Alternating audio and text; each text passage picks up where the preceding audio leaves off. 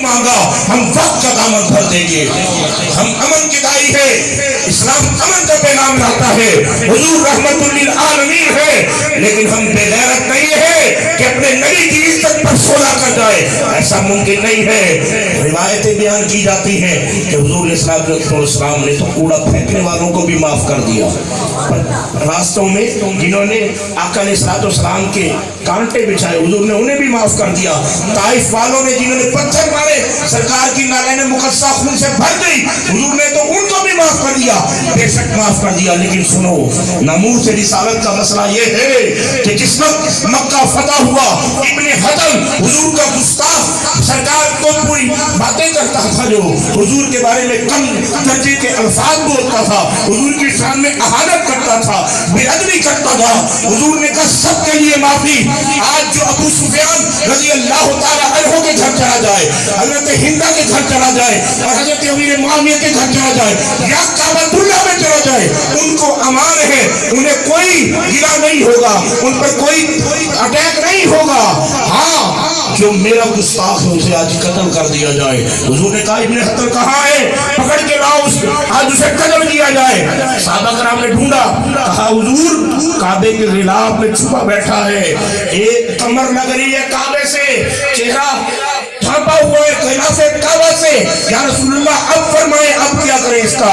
حضور نے فرمایا اسے وہی قتل کر دو.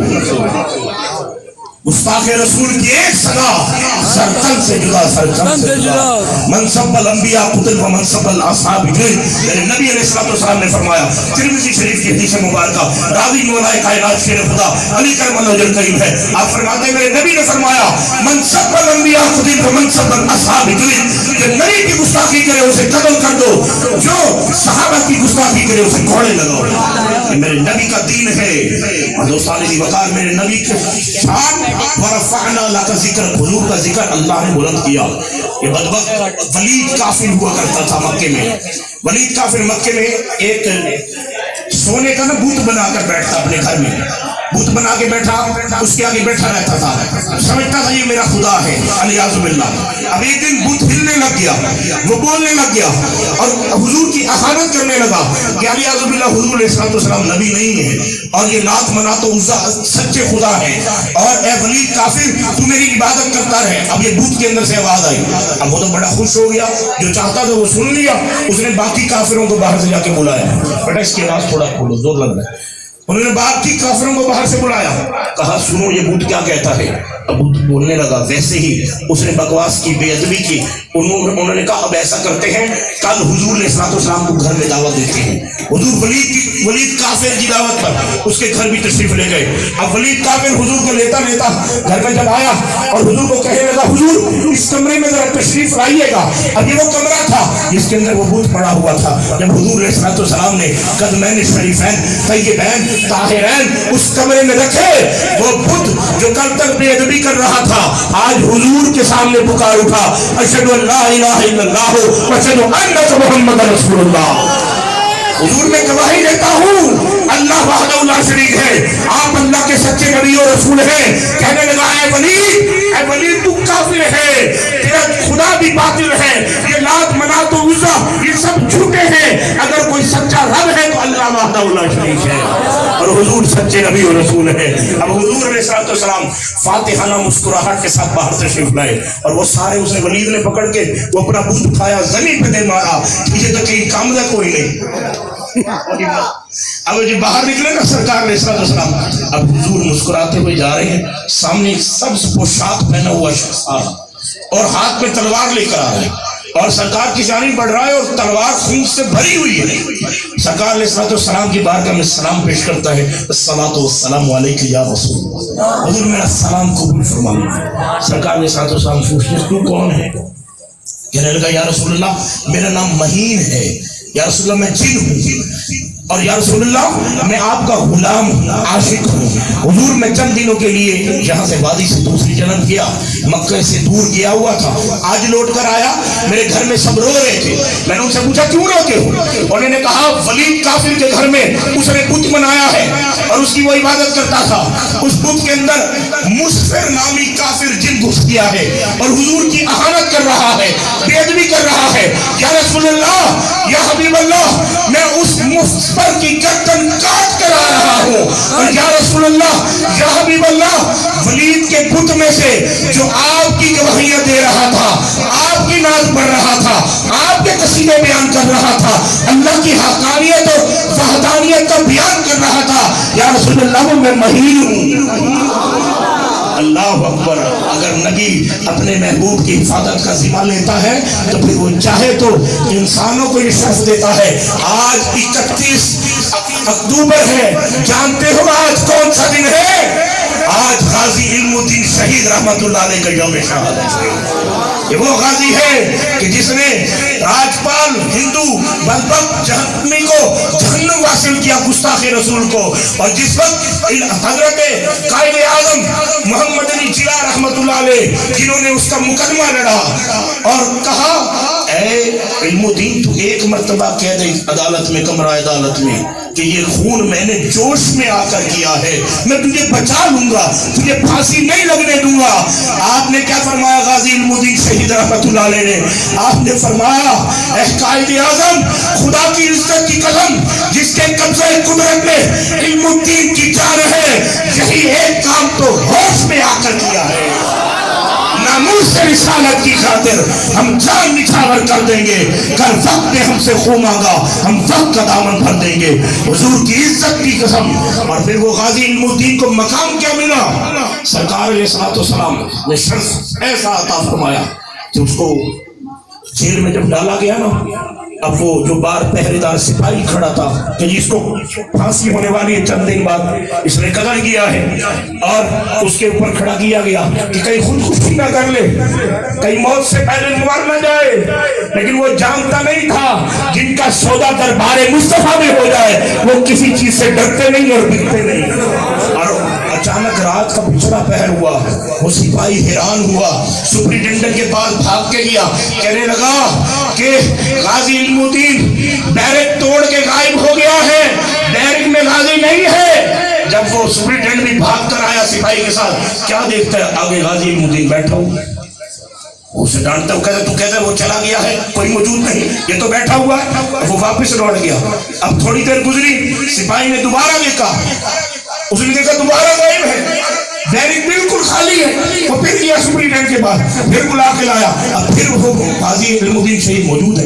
اب جب 3 دفعہ یہ کام ہو گیا نا، اس نے بیرک کھولی، اس بھائی نے کہا علم الدین تجھے واسطہ اس نبی کا جس کی خاطر تو اپنی جان داؤ پہ لگائے بیٹھا ہے، مجھے سچا راز بتا، ماجرا کیا ہے؟ میں دیکھتا ہوں تو ہوتا نہیں ہے، جب سپرنٹینڈنٹ کو لاتا ہوں تو موجود ہوتا ہے، ماجرا کیا ہے؟ اس نے کہا تجھے بتانا تو نہیں تھا، تو نے میرے نبی کا واسطہ دے دیا جس کے لیے میری جان کیا، یہ ایک جان کیا ہے، اگر ہو کروڑوں تیرے نام پر سب کو وعدہ کروں گا، حضور کے لیے کہ ساری کائنات حضور کے لیے میری ایک جان کیا ہے۔ کہنے لگا میں رسالت پاک صلی اللہ علیہ وسلم کی کچہری میں تھا، حضور نے ساتھ السلام نے مجھے بلایا، سرکار نے ساتھ السلام نے فرمایا علم الدین میرے پاس رہنا چاہتے ہو یا دنیا میں جانا چاہتے ہو؟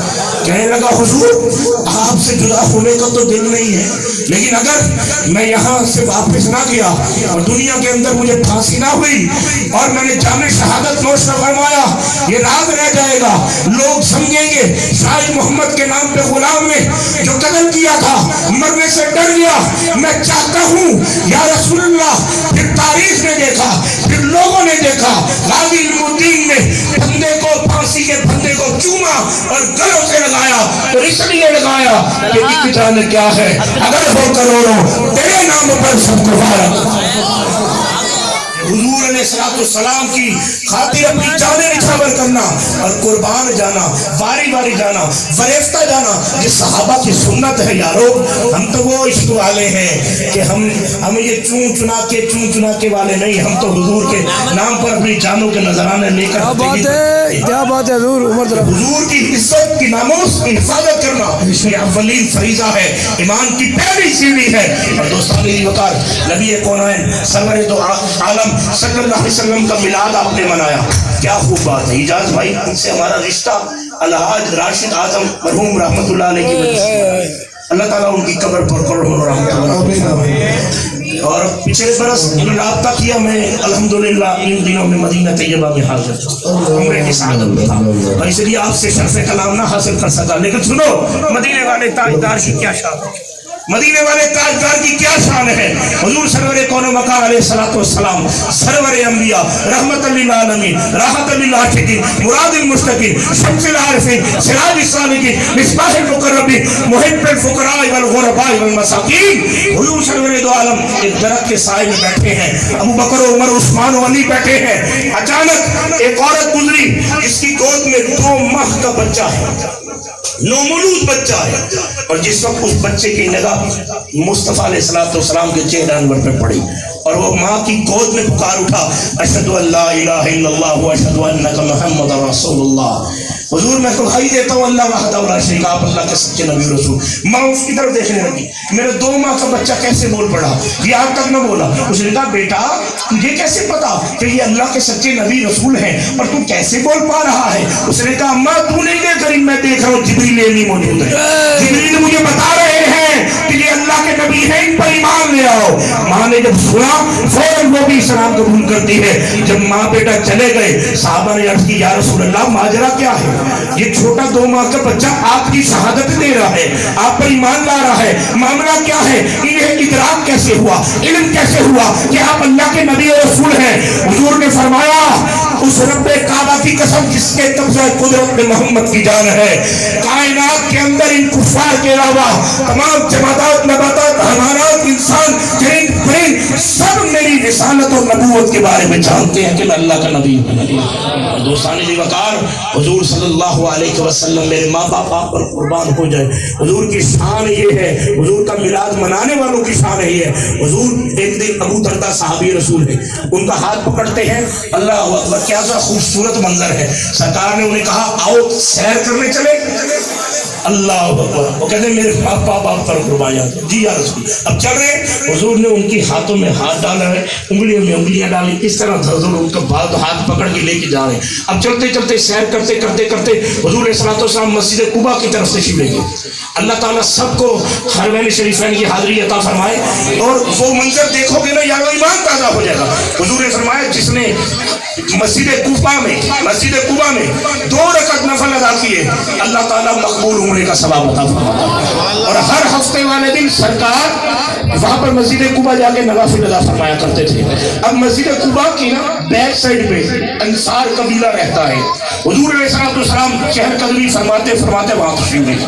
ابو درداء ساتھ ہیں، حضور نے فرمایا ابو درداء یہاں ہمارے غلام عامر انصاری کا گھر ہے، کیوں نہ ان کی خیریت موصول کر لیں، وہ خیر و عافیت سے ہیں۔ انہوں نے کہا حضور میرے ماں باپ آپ پر قربان، جیسے آپ کی رضا۔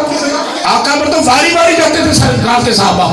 انہوں نے کہا جب حاضر ہوئے نا، ابو درداء نے دستک دی عامر انصاری کے دروازے کی، دستک کیا دی یارو توجہ کرنا، دستک دی، دروازہ کھلا، عامر انصاری کا گھر صحابہ کرام سے بھرا ہوا ہے۔